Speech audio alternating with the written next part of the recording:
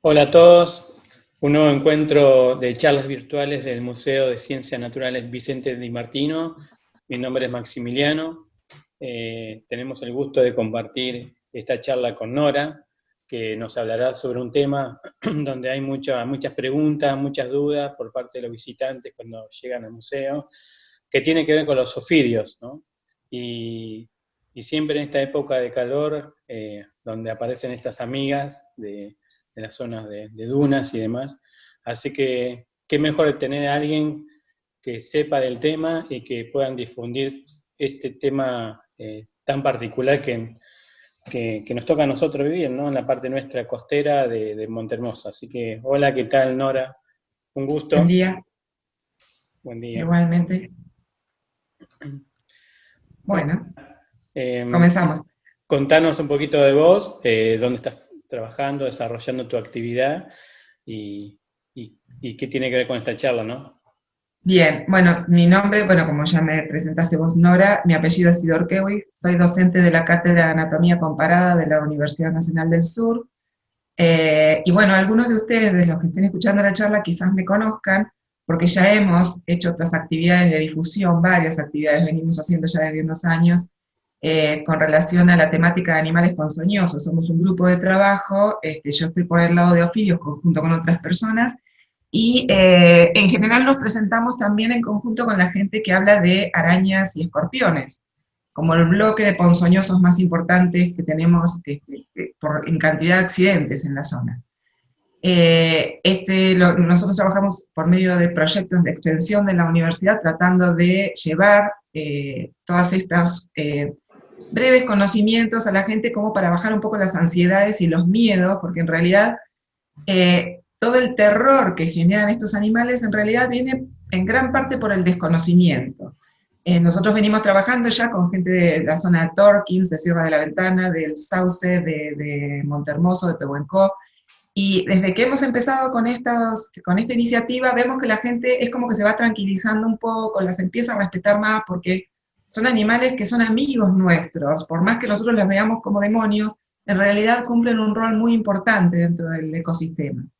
Entonces, bueno, hay que lograr un poco bajar los miedos, enseñar cómo prevenir accidentes, cómo actuar en el caso de que ocurra el accidente, y enseñarlos también a respetar a todas estas especies tan benéficas en la naturaleza. Bueno, muchas gracias, Nora. Así que te escucho Nada. atentamente. Bueno, empezamos entonces. Bueno, yo les voy a hablar un poquito de lo que son los ofidios o serpientes de interés sanitario en nuestra provincia y especialmente en la región, ¿sí? Zona de alrededores de Bahía Blanca, de lo que sería Monte, Pehuenco, bueno. Para toda la provincia nosotros tenemos solamente o aproximadamente unas 25 especies de serpientes, pero de las cuales solo dos son las de importancia sanitaria o especies peligrosas, que son las vulgarmente conocidas como víboras yarará. De las 10, 11 especies de yarará que tenemos en el país, nuestra provincia cuenta solamente con dos, que son la víbora de la cruz o yarará grande y la yarará ñata. Más de uno se habrá encontrado, más de una oportunidad quizás con estos animales. Esta es la víbora de la cruz, denominada también yarará grande porque alcanza mayor tamaño, es la de mayor tamaño en todo el país, metro 50, metro 60 aproximadamente, aunque puede alcanzar un poco más. Hay registros de animales de hasta casi 2 metros en la zona zonas más cálidas, por ejemplo, en Entre Ríos hubo ya 2 registros de animales más grandes. Y esta es la yararañata más pequeñita, raramente llega al metro, anda aproximadamente en los 90 centímetros al estado adulto. Frente a estas dos únicas especies peligrosas, que son las que requieren aplicación de suero antiofídico en el caso de mordedura, el resto de las especies son de escasa o nula importancia y se denominan en general culebras. Hay muchas, como ya les digo, especies de culebras, pero algunas de ellas son imitadoras de las especies peligrosas. ¿En qué sentido imitadoras? Bueno, o en actitud o en aspecto. Por ejemplo, dentro de la provincia de Buenos Aires nosotros no tenemos corales, pero sí tenemos falsas corales. En la zona de Sierra de la Ventana, por ejemplo, se pueden llegar a ver dos de las falsas corales que existen. Y después tenemos una que es muy común en nuestra zona, que es la falsa yararañata. ¿Por qué es falsa yararañata? Porque es un animal que no es la verdadera yarara, no es una víbora, es una culebra completamente inofensiva, pero por aspecto, comportamiento, imita a esta especie, y cuando hablo de imitar, por supuesto que no es algo voluntario del animal, es o por comportamiento de la especie o por aspecto, pero justamente como la gente no las sabe reconocer, las mata indiscriminadamente cuando en realidad son animales completamente inofensivos. Todas estos animales, todos estos grupos que estoy nombrando, víboras y culebras, es lo que se denominan serpientes o ofidios, solo que de las serpientes o ofidios solamente víboras tenemos dentro de este grupo, yarará y en otras partes del país cascabel. ¿Por qué las yararás son peligrosas y las culebras no lo son? Bueno, como ustedes ya saben, la yarará inocula veneno en mordida. ¿Por qué? Porque tiene una glándula de veneno grande que está ubicada por detrás del ojo y que se conecta con unos dientes especializados que se denominan vulgarmente colmillos inoculadores o dientes inoculadores, que son dos grandes dientes que tienen un conducto interno conectado a esa glándula de veneno. Es decir, esos dientes es como si fueran agujas hipodérmicas, es decir, cuando el animal muerde, inocula veneno en profundidad, da una inyección de veneno. Esos dos dientes son tan grandes que cuando el animal tiene la boca cerrada, están en posición casi horizontal y descansando contra el paladar. Cuando el animal abre la boca, hay un sistema de palancas que mueve el hueso sobre el que está implantado cada uno de estos dientes, y los dientes se disponen en una posición aproximadamente vertical, y cuando el animal muerde, ¿sí? Se proyecta hacia el cuerpo de la persona, muerde, la glándula de veneno es exprimida por unos músculos especiales y el veneno baja por esos colmillos y se introduce en la profundidad del cuerpo o del organismo. Por lo tanto, la mordida del animal es una mordida rápida y certera. El animal hace esto, pega el golpe y se retira, y lo que alcanza a clavar son esos dos dientes, esos dos colmillos, y en general los dientes inferiores y los dientes que tiene sobre el paladar, que son mucho más pequeñitos y que no están conectados a la glándula, generalmente no se clavan. Entonces, en mordida yo voy a ver dos grandes orificios.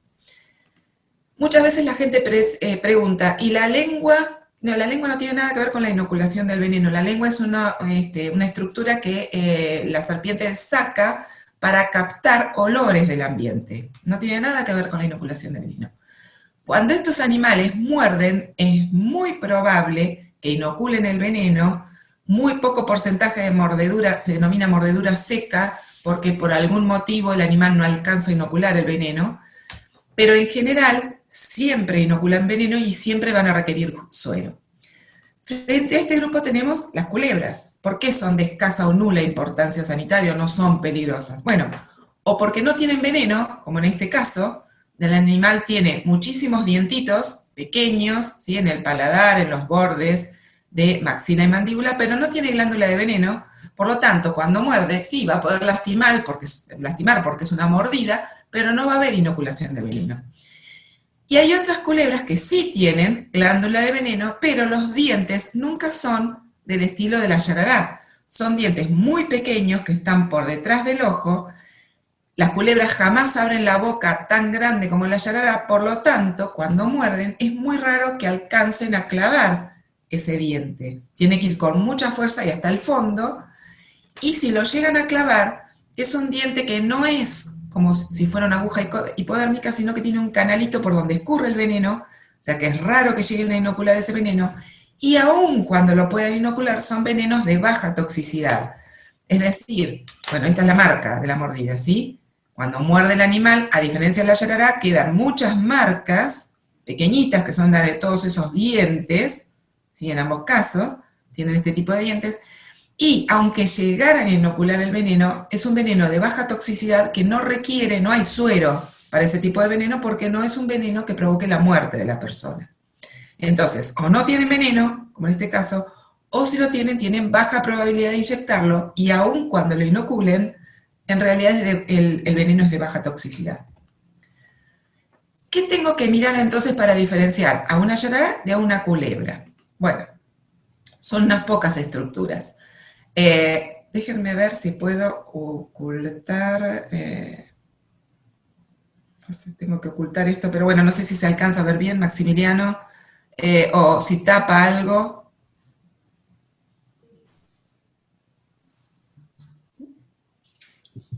Se ven el título Yarará, culebra, y la parte del medio que hay una característica. Bien, pero no se ven las otras que a mí me saltan en pantalla, ¿no? Perdón por esto, pero bueno, en realidad necesitaba ver si hay algo que esté tapando acá al costado sobre el cartel de culebras. No, no Si hay no hay ni... problema, entonces seguimos. Bueno, son unas pocas características las que tenemos que observar que van a ser la forma de la cabeza. ¿Cómo tengo que mirar yo la forma de la cabeza? Desde arriba, ¿sí? Desde arriba voy a mirar la forma y voy a ver que la yarará siempre tiene una cabeza de forma triangular, ¿sí? Es decir, es lo que se conoce como cabeza en forma de punta de flecha. Sobre todo en la yararañata, que es esta que ustedes están viendo acá, tiene bien expandida la cabeza hacia los laterales y luego esa cabeza se adelgaza bruscamente hacia el cuello. La víbora de la cruz, que es esta otra, también tiene una cabeza triangular un poquito menos marcada que en el caso de la ñata. Acá vemos el cuello que está retorcido, por eso no se alcanza a ver bien la cabeza triangular de ambos lados, pero es una cabeza bien triangular. ¿Qué otra cosa voy a mirar para reconocer una yarará de una culebra? El tipo de escamas que tienen sobre la cabeza. En las yararás hay escamas pequeñas y numerosas, todas muy pequeñitas. Voy a mirar también la cabeza, características que tiene desde el costadito en vista lateral, y voy a observar el ojo, que es el típico ojo de gato o pupila vertical, ¿sí? Es esto que ustedes ven acá. Puede ser más angosta esa pupila o más ancha, pero siempre va a tener dos puntas, nunca es una pupila circular. La pupila es la mancha negrita que tengo ahí adentro. Siempre es el ojo de gato. ¿Qué voy a mirar por delante del ojo? ¿Cuántos agujeros tiene el animal? Entonces yo voy a observar en una yarará un único agujero por delante, bien cerca del extremo del hocico, que es lo que se conoce como narina, es lo que sería la fosa nasal nuestra, por donde ingresa el aire que respira el animal.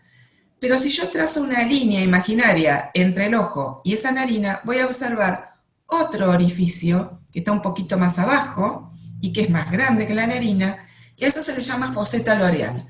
¿Qué es la foseta loreal? Es un órgano termorreceptor, es decir, un órgano que permite detectar temperaturas o diferencia de temperaturas entre el aire y la presa preferida que tienen estos animales, que son los roedores. Rata, laucha de campo, ratón, cuis. Estos animales comen roedores y para detectarlos utilizan justamente la diferencia de temperatura que se produce entre el aire y el cuerpo del roedor mediante esta foseta loreal. Son cazadoras más bien nocturnas o crepusculares, es decir, salen al atardecer cuando la temperatura del aire baja y les permite entonces detectar más fácilmente esa diferencia de temperatura, y no importa que no vean nada en plena oscuridad porque justamente esto actúa para detectar esos roedores a distancia. ¿Qué otra cosa puedo mirar yo para reconocer si es una yarará o no? Las escamas que tiene en el cuerpo.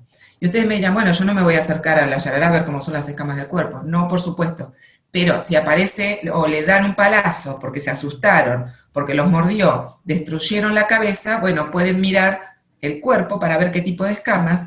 La yarará tiene una escama que está recorrida longitudinalmente por una crestita baja, y eso es lo que le da un aspecto más rugoso al cuerpo. ¿Cómo es una culebra? Para comparar, ¿sí?, con estas características de la yarará. Bueno, voy a ver, primeramente, la cabeza, que en vista dorsal voy a observar que nunca tiene esa forma triangular marcada. Puedo tener una expansión pequeña hacia los lados, pero nunca voy a tener forma de punta de flecha. Las escamas de la cabeza, que acá dijimos que son pequeñas y todas similares en la yarará, en el caso de una culebra voy a ver placas grandes y lisas, y si las cuento van a ser 9. ¿Qué voy a observar lateralmente en la cabeza? La pupila, ¿sí?, circular. Si bien hay algunas culebras en el país que pueden tener pupila en forma de ojo de gato, la gran mayoría tienen pupila circular, y lo que nunca me va a confundir es la cantidad de orificios que tengo delante del ojo. ¿Por qué? Porque las culebras solamente tienen un orificio que corresponde al de la narina, pero no tienen foseta loreal, jamás. Mientras que las víboras americanas ¿sí? Las americanas tienen todas foseta loreal. Entonces eso es como si fuera la huella dactilar de estos animales. ¿Y qué más voy a observar? Bueno, las escamas del cuerpo que son de tipo liso y brillante. ¿Qué otra cosa me sirve a mí para reconocer? Yo tengo, ya dijimos, solamente 2 yararás en la provincia. Las yararás son siempre manchadas, siempre tienen manchas oscuras sobre un fondo más claro.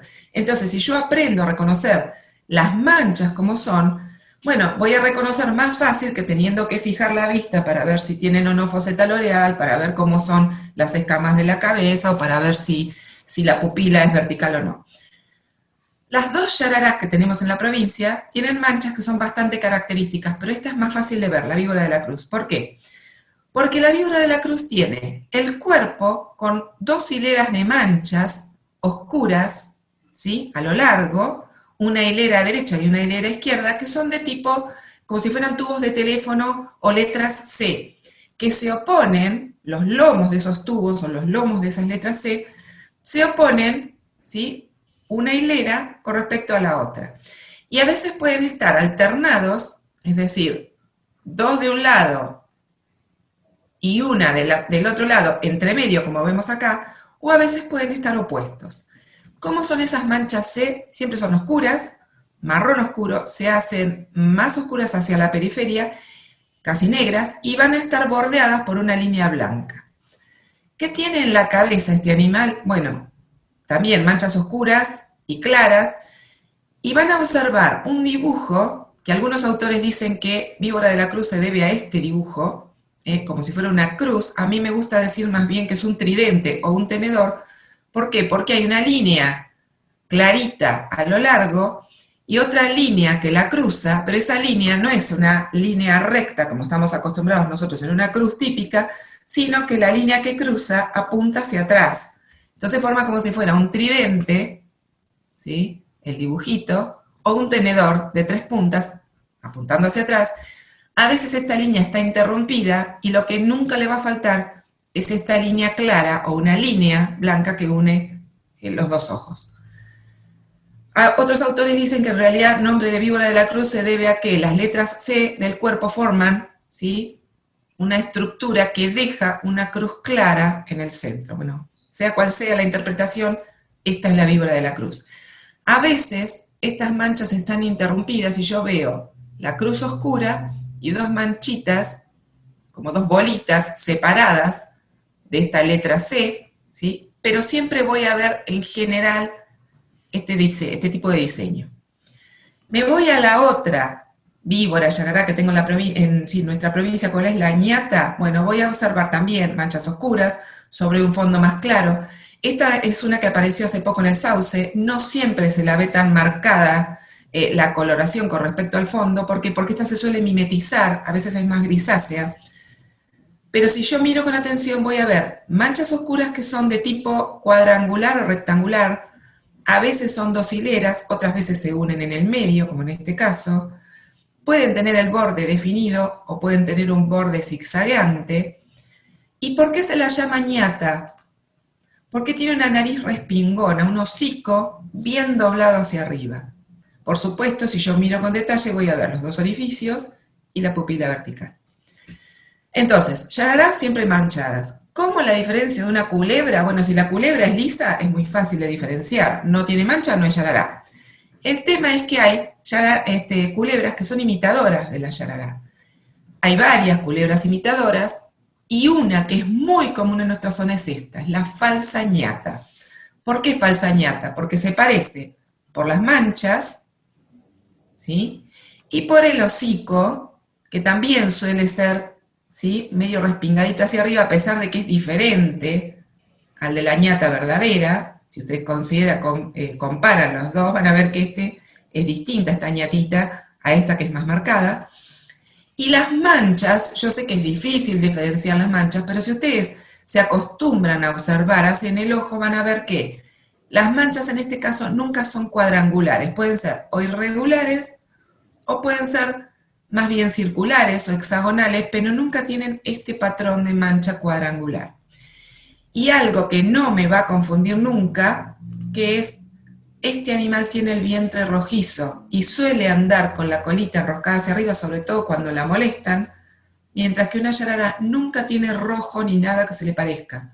La yarará es de color clarito, con manchas más oscuras, que pueden ser más grandes o más chicas, pero oscuras, nunca rojo. Esto tiene color rojizo en el vientre. Entonces, color rojo, contrariamente a lo que uno tiende a pensar, es ausencia de peligro, ¿sí? Bien. Y algo que yo siempre les digo, que también ayuda, de lejos, ¿sí? Si bien estos animales, las yararas, tienen manchas, ¿sí?, en la cabeza, si ustedes miran de lejos a esta falsa yarará, le van a ver siempre 3 líneas diagonales. Una que va del ojo hacia atrás, otra que va por detrás y otra que arranca la parte posterior de la cabeza hacia el cuerpo.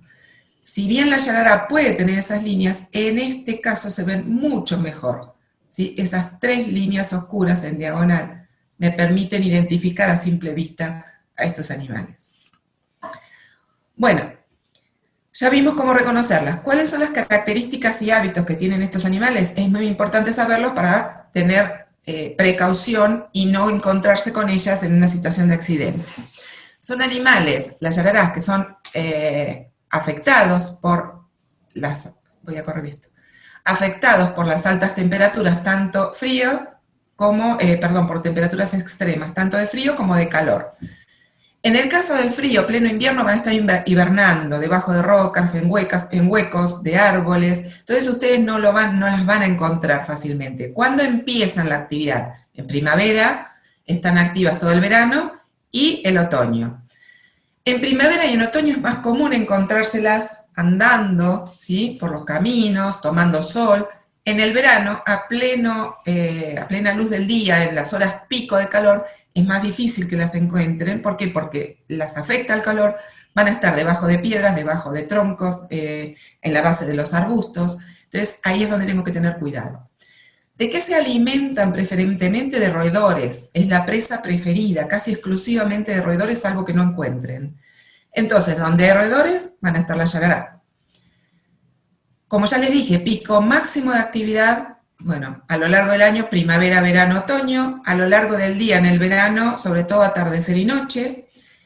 Son animales que no son agresivos, porque sí, es decir, si bien hay especies que son más agresivas que otras, si yo estoy parada acá y tengo una yarará al lado y no le hago nada, no me va a venir a morder el animal. El comportamiento agresivo es por defensa, porque la pisaron o porque se sienten acorraladas. Si no, no son de ir a atacar. Y algo muy importante es esto. Son sordas a sonidos transmitidos por aire. Por eso les pongo lo del encantador de serpientes. Esto es un cuento. El animal no detecta sonidos por aire, pero sí detecta vibraciones que se transmiten por la tierra. Y a continuación van a entender por qué es muy importante esto. Bueno, medidas de prevención. Todo esto es lo que no se debe hacer, ¿sí? Es más bien poner en práctica sentido común. Es decir, no acumular basura. ¿Por qué? Porque la basura atrae roedores, y si se atraen roedores van a atraer a la yarará, que se los vienen a buscar a comer. No acercarse a una pila de basura en pleno verano con los pies descubiertos, las manos descubiertas, a ir a remover todo esto. No andar, ¿sí?, al campo, al aire libre, con rodilla, pierna, pie descubierto, como pasa en este caso. ¿Por qué? Porque son los lugares donde más va a morder el animal si ustedes lo pisan. Entonces, ¿qué tienen que utilizar? Bueno, aunque tengan calor, zapato cerrado, polaina de cuero, 2 o 3 pares de medias, un jean grueso. No dejar cierres de carpas abiertas, ni tampoco las casas abiertas. ¿Por qué? Porque sobre todo la víbora de la cruz es peridomiciliaria y se tiende a meter, a veces atraída por olores o atraída por temperaturas. No estar recolectando leña, como están observando en este caso, recolección de leña a mano desnuda, ¿sí? No sentarse en lugares donde yo no haya chequeado previamente si hay algo abajo, un tronco, una piedra. No levantar piedras con la mano, utilizar una pala, utilizar un tronco, y si la tengo que levantar preferiblemente con la mano, agarrar por un borde superior y traer la piedra hacia mí, cosa de que si hay una serpiente, el brote lo pegue. El brote es la mordedura, cuando pega la estampida para morder, que pegue contra la piedra. no tocar cualquier serpiente que parezca muerta o que esté decapitada, porque muchas veces tienen esa actitud de hacérselas muertas o de parecer muertas cuando se ven acorraladas, y si están decapitadas, cuando uno las decapita, les dura 1 hora más o menos los movimientos involuntarios de apertura y cierre de la boca. Entonces, si yo la voy a tocar, abrió y cerró la boca violentamente, me va a clavar los dientes y me va a inocular veneno aunque esté muerta. ¿Qué es lo que sí se debe hacer? Esto. Yo voy al campo, tengo que circular por un terreno abierto, ¿sí? Donde no tenga pastos, donde no tenga cosas que me dificultan la visión, por senderos, las piernas completamente cubiertas. Acá faltaría cubrir los pies, el tobillo tiene que estar bien cubierto, con algo grueso, y circular con un palo golpeteando el piso. ¿Por qué? Porque yo les dije que son animales que son sensibles a los sonidos de dolor de tipo cortante, es decir, sienten como si se hubiesen cortado con un vidrio o si los estuvieran quemando con un soplete. En la zona donde clavó los dientes van a sangrar. ¿Y qué va a ocurrir inmediatamente a los pocos minutos? 10, 15, 20 minutos, se van a empezar a hinchar en lugar de la mordida, mucho, una hinchazón muy pronunciada y violácea, y a lo largo del tiempo pueden aparecer ampollas. ¿Me escuchás? Y si no se trata, ¿sí? Perdón. Se había cortado en una parte recién. 10 ¿La segundos. grabación? Sí, sí. Quizás. Entonces tenemos que empezar de vuelta. No, donde estabas hablando de la persona que cuando estaban en el campo. Bien, entonces vuelvo ahí hacia atrás. Sí, sí. Así que. ¿Cómo andamos con el tiempo? Porque yo lo puse el reloj, pero no estoy controlando. Pero es ilimitado, así que. Ah, bien, pero los 30 minutos, ¿eso no importa? No. No. Ay, Bueno, ya estamos grabando. ¿Cómo, Maxi? Que había cortado en la última imagen. ¿En esta? Exacto, sí. ¿Arranco desde ahí? Sí, de ahí, por favor, porque se ve que se Bien. corta de acá en Monte. Bien. Y entonces después cortan esta parte inicial para que no se... Bien, perfecto. Bueno, entonces, ¿qué es lo que sí se debe hacer? Bueno, lo que estamos viendo en esta imagen, una persona que va al campo que tiene que ir bien cubiertos los miembros anteriores o superiores e inferiores. Acá faltaría cubrir los tobillos con polainas, borseo de cuero, pares de medias, lo que fuere, pero bien cubierto. Circular por lugares abiertos, nunca por un pastizal donde yo no tengo visual, nunca ir metiéndome entre pedregales donde tampoco tengo visual, puede haber algo abajo de la piedra, y circular con un palo.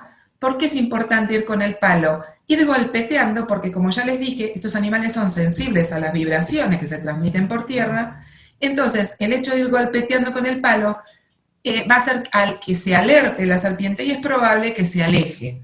No es 100% seguro, pero es muy probable que se aleje. Y el palo me sirve para mover además cosas que me impiden a mí la visual. ¿Qué es lo que va a provocar la mordida de yarará? Bueno, esto también es muy importante saberlo para saber cómo tenemos que actuar. La mordida de una yarará va a provocar que ingrese veneno y ese veneno va a tener efecto a 2 niveles. Uno es el nivel donde ocurrió la mordedura, es lo que llamamos efecto local, y otro es en el resto del cuerpo. ¿Por qué? Porque el veneno está circulando. En la zona de mordida, ¿qué va a ocurrir? Bueno, primeramente, ¿cuáles son los lugares más habituales de mordida? O los miembros inferiores, es decir, pie hasta rodilla, o los miembros superiores, si yo voy a meter la mano en un lugar donde hay una yarará. Entonces, ¿qué es lo que va a ocurrir? Bueno, inmediatamente voy a sentir mucho dolor en la parte donde me clavó los colmillos. La gente que es mordida por una yarará describe esa mordida como una mordida o un dolor, parece que le estuvieran cortando con un vidrio o quemando con un soplete. A veces incluso la persona no se da cuenta de que fue mordida por una yarará, no la ve, pero siente un lancetazo muy doloroso y un ardor muy profundo, entonces eso es una mordida de yarará. O me está indicando que puede haber habido una mordida de yarará. Va a sangrar el punto donde clavó los dientes, ¿y qué va a ocurrir después? A los pocos minutos se va a empezar a hinchar el lugar donde mordió bastante, esa hinchazón es dura, oscura, violácea, y van a empezar a aparecer con el tiempo ampollas que están llenas de sangre. ¿Esto cuándo empieza a ocurrir? A los pocos minutos, dependiendo de la cantidad de veneno que haya inoculado en el animal, puede empezar a los 10, 15, 20 minutos, Y si me dejo estar y no aplico el suero, con el tiempo, con los días, va a haber muerte de tejido. Pues es un veneno, el veneno de la yarará, que provoca necrosis, muerte del tejido cerca del lugar donde mordió.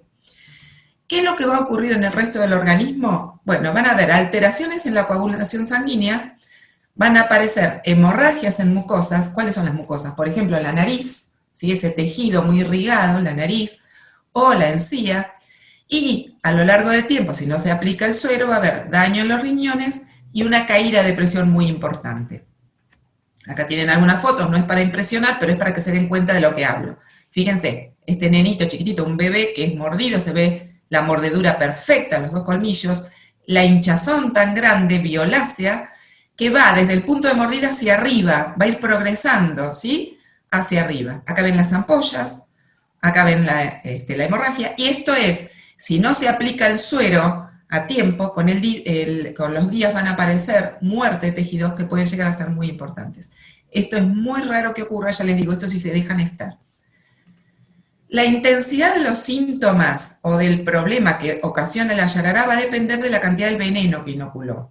¿Y cuánto es la cantidad de veneno? Es variable y no se puede saber con exactitud. ¿Por qué es variable? Porque depende de cómo estaba el animal. Si comió antes va a tener poco veneno disponible, porque si lo inoculó a la presa, el veneno que no les dije, el veneno lo necesita para inmovilizar a la presa, ¿sí? No es para matarnos a nosotros. Entonces, si comió antes va a tener menos veneno. Si el animal está deshidratado, si es más grande, más chico, si mordió con mucha fuerza, si lo molesté, si no lo molesté, depende de un montón de cosas. Y el daño que produzca en el organismo también depende del estado del individuo, si está sano, si no es sano, si es una persona mayor, si es un chico. Bien. ¿Cómo hay que reaccionar cuando tenemos una mordida de yarará? Lo primero es mantener la calma. ¿Por qué?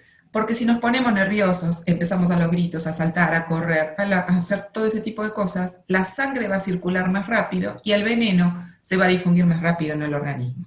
Entonces, ¿qué es lo que se debe hacer? Bueno, arrancamos primero por lo que no se debe hacer. Jamás un torniquete. Esto es lo que todo el mundo escucha a veces, o lo ven en películas, o lo escuchan en los foros que la gente opina, que tienen que hacer el torniquete. Jamás un torniquete.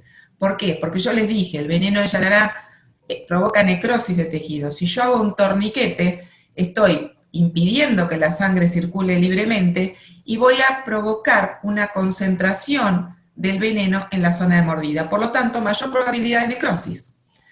Nunca corte. ¿Por qué? Porque la persona va a tener problemas de coagulación. Si yo corto, va a empezar a sangrar más y voy a destruir tejidos en profundidad. Nunca chupar y escupir, porque no voy a lograr sacar nada del veneno que fue en profundidad y puedo provocar un daño mayor, no solamente en el mordido, sino que además, si yo tengo una herida en boca, voy a tener también veneno en mi propio cuerpo. Nunca aplicar desinfectantes de ningún tipo. ¿Por qué? Porque pueden enmascarar el efecto de la mordedura, llegan al hospital y el médico va a tener que remover o ver qué es lo que estuvieron aplicando. Hay gente, por ejemplo, en el campo que aplica compresas de barro, querosén. Bueno, jamás. Nunca darle de beber a la persona ni bebidas estimulantes ni alcohol, porque también va a alterar todo lo que es el funcionamiento del organismo y después va a interferir con el tratamiento que se haga en el hospital o que se tenga que hacer en el hospital. Y esto, ¿sí? Jamás. No salgan a perseguir a la serpiente. ¿Por qué? Porque el animal ya está alerta. Ustedes están nerviosos. Es muy probable que haya una segunda mordedura o en el mordido, o en el que no estaba mordido y que está asistiendo, y no necesitan llevar la serpiente para que el médico especialista se dé cuenta de que fue o no fue una mordida de yarará. La yarará tiene una sintomatología muy particular, entonces no hace falta capturarla para que el médico la vea. Si la mataron y la llevan, bien, y si no, nada. Nosotros muchas veces en esta época estamos con el celular encima, si pueden le sacan una foto y si no, miran a ver qué era, qué características le pudieron ver, y si no la pudieron ver, no hay ningún problema. ¿Qué es lo que sí se debe hacer? Bueno, inmediatamente acostar a la persona y sacarle rápidamente, lo más rápido que puedan, todo lo que pueda comprimir cerca del lugar de la mordida. Si la mordida fue en mano, sacar anillos, sacar relojes, sacar pulsera. ¿Por qué? Porque si no lo sacan, van a estar efectuando un efecto torniquete, que es lo que ya les dije que no se debe hacer. el veneno se concentra porque se hincha el miembro y hay más necrosis del tejido. Entonces rápidamente sacan todo. Si es el miembro inferior, ¿qué van a sacar? Tobilleras, zapatos, y después de que sacaron lo que está cerca del lugar de mordida, aflojan toda la ropa. Si están cerca de una fuente con agua potable, no en un río, no en un arroyo, agua potable, se lava con agua, y puede ser también jabón si tienen, si no simplemente agua, para eliminar todos los restos de patógenos, de microorganismos que pueda haber en superficie, porque son animales, la yarará, todas las serpientes están en contacto con tierra, puede haber bacilos del tétanos, ¿sí? O cualquier otro tipo de infección, y también ayuda a remover cualquier resto de veneno que haya quedado en superficie. Darle a beber abundante agua, porque la persona tiene que estar hidratada, no otra cosa, sola agua. Y si quieren pueden poner una pequeña compresa de hielo, no porque ayude a la hinchazón, sino porque el hielo a veces anestesia un poquito el dolor, ¿sí? Disminuye un poquito el dolor. Y se van rápidamente al hospital. Después vamos a ver cuál es el tiempo que tienen. ¿Por qué se van a ir al hospital? Porque necesita sí o sí aplicación del suero antiofídico. La yarará es raro que provoque una mordedura seca, es lo que yo les había dicho, que no llega a inocular veneno. El 99% de las mordeduras tuvieron inoculación de veneno, entonces tienen que ir al hospital para que se les aplique el suero. Y ustedes preguntarán, ¿y cómo sé yo si me mordió una yararañata o una víbora de la cruz? No importa, el suero es el mismo. Si es algo que estén en la provincia de Misiones que lleva otro suero, el resto del país es el mismo suero para la yarará.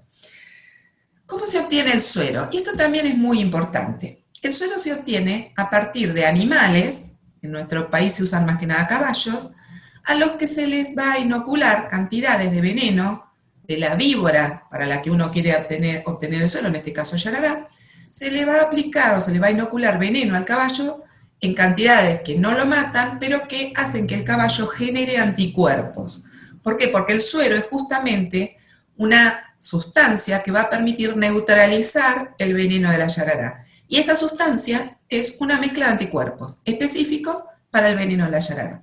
Entonces, ¿cómo se obtiene el suero? Lo primero es obtener el veneno de la yarará y lo siguiente, empezar a hacer un plan de inoculación en los caballos, creciente, ¿sí? Cada instituto que obtiene suero tiene un plan de inoculación en los caballos que es específico, le van administrando el veneno, ¿sí? A lo largo de un tiempo hasta que el caballo generó suficiente cantidad de anticuerpos para producir la sangre. Es más o menos como ustedes han escuchado en estos días con el plasma del coronavirus, ¿sí? Es lo mismo. Se obtiene la sangre, se aísla el suero, que es la fracción líquida, y a partir de ahí viene un proceso que es sumamente largo, costoso y complejo para obtener lo que llega al hospital, que es el suero antiofídico. ¿Por qué largo? Porque entra en una serie de etapas de obtención, de purificación, de controles. Hay muchísimos controles. ¿Por qué? Porque estoy obteniendo un producto que tiene que ser seguro para aplicación en ser humano. Entonces tiene un montón de controles, hay un montón de gente involucrada, desde gente que está criando a las víboras, desde gente que está criando lo que tienen que comer las víboras, que son los roedores, desde gente que está criando caballos y desde la gente que está obteniendo, purificando y controlando el suero. Entonces es largo, costoso y muy complejo. ¿Qué conocimientos requiere la aplicación de un suero? Primeramente, saber que puede provocar una reacción alérgica violenta, que se conoce como shock anafiláctico. ¿Y por qué? Porque yo estoy obteniendo un suero a partir de la sangre de un animal, no de un ser humano. Entonces, yo, sin saberlo, puedo ser alérgica a factores que tiene la sangre del caballo. Me aplican el suero, si soy alérgica a los pocos minutos, empiezo a desarrollar una reacción alérgica violenta, por la cual se me inflaman los tejidos de la zona de la boca y garganta, se me cierra el ingreso de aire hacia los pulmones y me muero por asfixia. Esto en cuestión de minutos. ¿Puedo saber antes si soy alérgico o no? No lo puedo saber. ¿Por qué? Porque si bien antes se hacían reacciones de sensibilidad para saber si la persona es alérgica o no, hoy en día no tiene sentido porque hay falsos positivos y falsos negativos. Es decir, a veces me da que soy alérgica cuando no lo soy, y a veces me dice que no soy alérgica cuando sí lo soy. ¿Y de qué sirve saber que soy alérgica si el suero me lo tienen que poner igual? Entonces, hoy en día no se hace nada. ¿Qué es lo que se hace? El médico en el hospital tiene todo un arsenal y está capacitado para que en el caso de que ocurra ese shock anafiláctico pueda actuar rápidamente para inhabilitarlo, por decirlo de alguna manera, ¿sí? Para suprimirlo.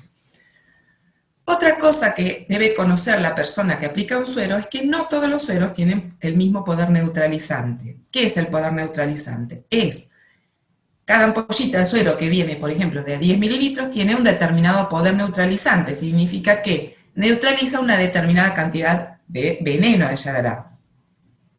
Entonces, de acuerdo a la característica del accidente, que puede ser leve, moderado o grave, y eso es lo que va a evaluar el médico, ¿por qué? Por el tipo de hinchazón, por las pruebas de laboratorio que hace, va a saber cuántas son las cantidades de ampollas que tiene que aplicar. Pero no es lo mismo una ampolla de suero obtenida en el Instituto Malbrán a una ampolla de suero obtenida por otro instituto, porque el poder neutralizante es distinto. Entonces, por ejemplo, del Malbrán, en los distintos tipos de mordida de Yarará, pueden tener que aplicar entre 2 y 12 ampollas, dependiendo de las características del accidente. Eso lo sabe el médico. Si es un suero obtenido por el Instituto Tomás Perón de La Plata, el poder neutralizante es distinto. Por lo tanto, no son de 2 a 12 ampollas, son otra cantidad. ¿Qué más hay que saber? ¿Cómo aplicarlo? Es una aplicación intravenosa por goteo lento, primeramente, y después pasa a goteo rápido, es decir, no es de cualquier manera que se aplica. Y lo que les dije antes, si hay un shock anafiláctico, tiene que tener el personal y todos los recursos que se necesitan para actuar rápidamente, porque si no la persona se muere en pocos minutos. Entonces, ¿cuáles son los planteos que hacen frecuentemente la gente? ¿Por qué no lo puedo comprar en la farmacia si yo me voy a ir a acampar y tener el suero antiofídico? ¿Por qué no hay suero en todos los hospitales y en todas las salitas? Es una locura que Montehermoso no tenga suero. Bueno, ahí tienen todas las razones. Un suero que se aplica mal o que se desconoce los peligros que tiene, va a provocar la muerte más rápido que el veneno de la Yarará. Y además, el proceso es tan largo, tan costoso y tan complejo para obtener un suero, que sería humanamente imposible estar mandando suero a todos los hospitales y salitas del país.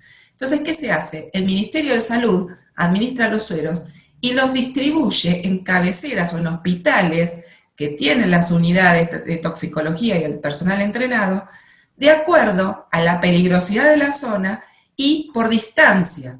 Por ejemplo, en Montehermoso ustedes van a ver ahora que está el hospital de Dorrego. ¿Por qué? Porque está calculada la distancia para que lleguen dentro del periodo de seguridad para la aplicación de suero, ¿sí? Estas son las razones. Que se venden sueros en farmacia sin autorización o sin receta, es cierto. Hay un suero producido por un laboratorio privado que a veces los venden algunas farmacias, no todas, pero algunas farmacias los venden sin receta. La persona se va tranquilamente porque tiene el suero, me voy a acampar, y ese suero no le alcanza para nada. Aún el accidente más leve de Yarará necesita por lo menos 3 veces lo que requeriría un suero Malbrán. El suero que yo les digo de farmacia, el año pasado salía 3.000 pesos, imagínense en este momento irse a acampar, ¿sí? Llevándose 3 de esas cajas y que no saben lo que les puede pasar, porque puede provocar una reacción anafiláctica, un shock de la misma manera que cualquier otro. ¿Cuál es el tiempo límite para atención de Yarará? Cuando decimos límite, ¿a qué nos estamos refiriendo? El periodo en que el suero es efectivo para que no queden secuelas. 6 a 8 horas. Y más bien dentro de las 6 horas. Y cuanto antes mejor. ¿Por qué? Porque el suero actúa inactivando veneno. Entonces, todo lo que yo inactivo rápidamente es lo que no va a provocar más daño. Lo que yo no inactivo rápidamente va a circular y seguir provocando daño. Si yo no lo inactivo pronto, bueno, el daño va a ser mayor. No quiere decir que me voy a morir, pero es más fácil o más probable que me pueda quedar alguna secuela. Entonces, en lo posible, ir dentro de las 6 horas, y con esto, ¿qué les quiero decir? Tienen tiempo, ¿sí? No corran como para matarse en la ruta, pero tampoco se pongan a preparar mate. Vayan rápido, pero vayan con cuidado. ¿Cuáles son los hospitales de nuestra zona que tienen suero? En Bahía Blanca, el Hospital Municipal, en Dorrego, el Hospital Eva Perón, y en Torkins, el Hospital Municipal Alberto Castro. ¿Sí? Ahí tienen direcciones, tienen teléfonos. Yo después le voy a pasar información a Maxi para que pueda quedar en la página del museo. Lo que pregunta la gente muchas veces, ¿puedo ir solo? porque yo les digo, bueno, acuéstenlo, llévenlo horizontalmente en el asiento de atrás del auto. Sí, si no tengo a nadie, obviamente que voy a ir solo, no voy a esperar a que alguien venga o ir a buscar a alguien para que me lleve, voy solo. ¿Necesito el carnet de la obra social? No, son hospitales públicos. Después, si tienen obra social, se encargarán de hacerle llegar lo correspondiente al hospital para que no cargue con todo el gasto.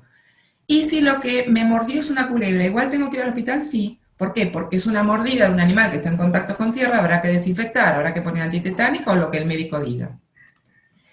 Y esto es algo que yo les recomiendo mucho.